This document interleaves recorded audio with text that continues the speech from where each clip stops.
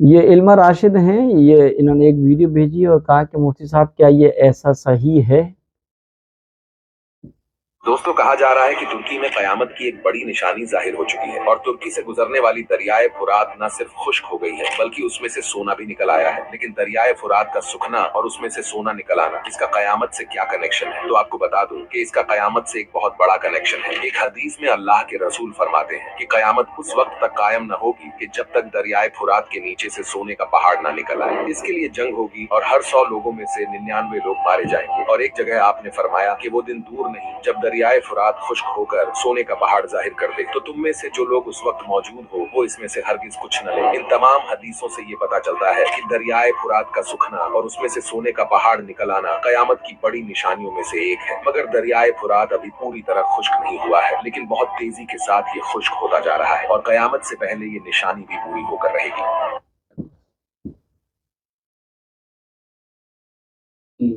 جی ہاں، یہ ویڈیو آپ جو سن رہے تھے بالکل درست ہے، کیونکہ مسلم دنیا میں دریائے فرات صرف ایک دریا نہیں ہے، بلکہ اسے قرب قیامت کو ظاہر کرنے والی نشانیوں میں سے ایک نشانی بھی سمجھا جاتا ہے۔ دریائے فرات سے متعلق نبی اکرم صلی اللہ علیہ وسلم کی متعدد احادیث ہیں، جن میں پیشین گوئی کی گئی ہے کہ قیامت کے قریب دریائے فرات خشک ہو جائے گا اور اس میں سونے کا ایک پہاڑ ظاہر ہوگا۔ 1500 سال سے صرف مسلمان ہی نہیں، دوسرے مذہب کے لوگ بھی اس انتظار میں ہیں کہ مشرقی ترکی سے نکلنے والا عظیم دریائے فرات جو ترکی اور شام اور عراق سے گزرتا ہوا 2800 کلومیٹر کا طویل فاصلہ طے کر کے خلیج فارس میں شامل ہو جاتا ہے، کیا یہ واقعی خشک ہو سکتا ہے؟ ترکی میں پچھلے کچھ عرصے سے سونے کے ذخائر دریافت ہونے کی خبریں آ رہی ہیں اور کئی ایجنسیوں نے یہ بھی خبر دی ہے جس میں 99 ٹن سونا ہونے کا امکان ظاہر کیا گیا ہے۔ بہرحال دریائے فرات سے سونے کا پہاڑ تو ملا ہے یا نہیں ملا ہے، پیشین گوئی کا ذکر ہوا، لیکن یہ ضروری ہے کہ ترکی میں سونے کے ذخیرے دریافت ہو رہے ہیں جگہ جگہ۔ اسی طرح ترکی میں سونے کا پہاڑ ظاہر ہونے کی چیمگوئیوں میں شدت آنے کی بڑی وجہ یہ بھی ہے کہ دریائے فرات پر ترکی اور شام کی جانب سے ڈیم کی تعمیر اور فیکٹریاں لگانے کا عمل جاری ہے، جس کی وجہ سے دریا میں پانی کا جو ہے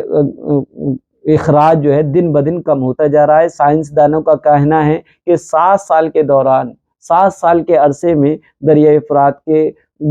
گزرگاہ کے مختلف حصوں میں اب تک 117 ملین ایکڑ فٹ تازہ پانی ضائع ہو چکا ہے، جبکہ ترکی دریائے فرات کی خشک سالی کو نظر انداز کر رہا ہے۔ اس سے بہت سے علقے یہ گمان کر رہے ہیں کہ ترکی دریائے فرات کو خشک کرنا چاہتا ہے تاکہ وہاں سے سونا تلاش کیا جا سکے۔ اس سے 1500 سال پہلے کی گئی اللہ کے رسول صلی اللہ علیہ وسلم کی پیشین گوئی پوری ہو جائے گی، اور اس دریائے فرات سے متعلق حضور صلی اللہ علیہ وسلم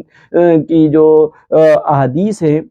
اس میں سب سے ایک اہم ترین حدیث ہے، حضرت ابو ہریرہ رضی اللہ تعالیٰ عنہ سے روایت ہے کہ رسول اکرم صلی اللہ علیہ وسلم نے فرمایا، قیامت اس وقت قائم نہیں ہوگی جب تک کہ دریائے فرات سے سونے کا پہاڑ برآمد نہ کرے۔ لوگ اس کی وجہ سے یعنی اس دولت کو حاصل کرنے اور اپنے قبضے میں لینے کے لیے جنگ اور قتل و قتال کریں گے، بس ان لوگوں میں 99% مارے جائیں گے